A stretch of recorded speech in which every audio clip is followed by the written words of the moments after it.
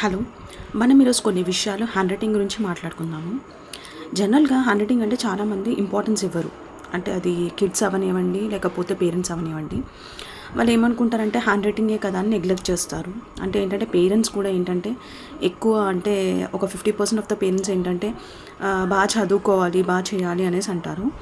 కానీ జనరల్గా hand writing అంటే చాలామంది ఏమనుకుంటారంటే ఎగ్జామ్స్లో హ్యాండ్ రైటింగ్ బాగుంటుంది అనేసి అనుకుంటారు. అలా కాదు, ఎగ్జామ్ వర్క్ అని కాదు, కానీ హ్యాండ్ రైటింగ్కి మన పర్సనల్ లైఫ్కి చాలా దానికి అంటే మనం చూసినట్టయితే దానికి చాలా ఎఫెక్ట్ ఇస్తుంది. మన పర్సనల్ లైఫ్కి కూడా హ్యాండ్ రైటింగ్ ఎఫెక్ట్ ఇస్తుంది. అంటే ఎలా అంటే ఇప్పుడు మనము రాసే ఈచ్ ఆల్ఫాబెట్కి ఒక్కొక్క మీనింగ్ ఉంటుంది. అయితే ఇప్పుడు ఏంటంటే ఇమీడియట్గా హ్యాండ్ రైటింగ్ చేంజ్ అవ్వాలంటే చేంజ్ అవ్వదు. సో ఏం చేయాలంటే పేరెంట్స్ ఏంటంటే ఎవరైతే పేరెంట్స్ ఉన్నారో వాళ్ళు ఏం చేయాలంటే వాళ్ళ కిడ్స్కి, అంటే ఇప్పుడు వాళ్ళ కిడ్స్ 10th క్లాస్ ఉన్నారనుకోండి, అయినా పర్లేదు, వాళ్ళకి ఏంటంటే daily cursive hand writing book ఇచ్చేసి డైలీ ఒక 10 పేజెస్ అలా రాయమని చెప్పండి.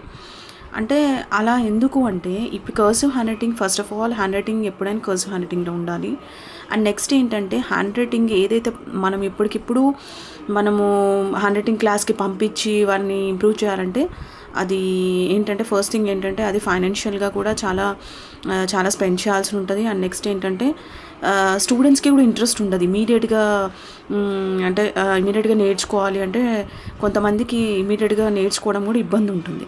సో ఏంటంటే అలాంటప్పుడు ఏం చేయాలంటే మనము ఇప్పుడు చిన్నపిల్లలు అనుకోండి, వాళ్ళు ఎల్కేజీయో యూకేజీయో ఫస్ట్ క్లాస్ అనుకోండి, అలాంటప్పుడు ఏం చేయాలంటే డైలీ మనం ఒక 1 పేజ్ వాళ్ళతో రాయిపిస్తే సరిపోతుంది. ఒక 10th క్లాస్ వరకు రాయిపిస్తే ఏంటంటే ఆ కర్సివ్ హ్యాండ్ రైటింగ్ ఎలా అయితే హ్యాండ్ రైటింగ్ ఉంటుందో అలాగే మన హ్యాండ్ రైటింగ్ ఉండాలి.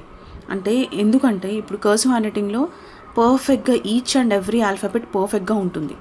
అంటే ఈ లూప్స్ కానివ్వండి, కొన్నేమో అప్ లూప్స్ ఉంటాయి, కొన్నేమో డౌన్ లూప్స్ ఉంటాయి. ఇప్పుడు అప్ లూప్స్ వచ్చేసేసి ఏంటంటే మనం చూసినట్టయితే హెచ్ కానివ్వండి, ఎల్ కానివ్వండి, ఇలాంటివన్నీ up loops. And down loops ఏంటంటే మనం చూసినట్టయితే వై కానివ్వండి, జీ కానివ్వండి, సో ఇలాంటివన్నీ డౌన్ లూప్స్. సో మనము ఏంటంటే each and every alphabet important కాబట్టి ఏంటంటే దాంట్లో మనకి పర్ఫెక్ట్గా ఏదైతే కర్సివ్ హ్యాండ్ రైటింగ్ బుక్ ఉంటుందో మనం చూసినట్టయితే దాంట్లో మనకి పర్ఫెక్ట్గా అన్ని ఆల్ఫాబెట్స్ ఉంటాయి. సో అందుకని ఏంటంటే మనము ఒక ఏజ్ వచ్చినా, అంటే ఇప్పుడు ఫర్ ఎగ్జాంపుల్ వాళ్ళు ఇంటర్మీడియట్ చదువుతున్నా పర్లేదు, డైలీ ఒక 10 పేజెస్ రాయడం స్టార్ట్ చేస్తే, వాళ్ళతో రాయిపించడం స్టార్ట్ చేస్తే వాళ్ళు ఏంటంటే ఒక 2-3 ఇయర్స్లో పర్ఫెక్ట్ అయిపోతారు. సో అలా చేయడం వల్ల ఏంటంటే మన హ్యాండ్ రైటింగ్ పర్ఫెక్ట్ ఉంటుంది. మరి అంతేకాకుండా ఈచ్ ఆల్ఫాబెట్ కూడా, అంటే ఏంటంటే ఈచ్ ఆల్ఫాబెట్ మనం ఇంతకుముందు అనుకున్నాం ఏంటంటే ఈచ్ ఆల్ఫాబెట్కి ఒక్కొక్క మీనింగ్ ఉంటుంది అనేసి, అది కంపల్సరీ. మన థింకింగ్లో కూడా మనం రాసే విధానం బట్టి మన థింకింగ్ కూడా ఉంటుంది. అంటే ఇప్పుడు మనం ఆల్ఫాబెట్స్ సరిగ్గా ప్రాపర్గా రాయకపోతే మన థింకింగ్ కూడా నెగిటివ్గా వెళ్ళిపోతుంది. అంతేకాకుండా హెల్త్ ఇష్యూస్ కూడా వస్తాయి దీనివల్ల.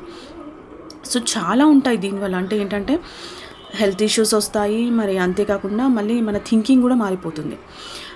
సో మనం ఈరోజు ఏంటంటే కొన్ని విషయాలు మనం మాట్లాడాం కదా హ్యాండ్ రైటింగ్ గురించి, మరికొన్ని విషయాలు ఫర్దర్ ఎపిసోడ్స్లో మాట్లాడదాం. Thank you.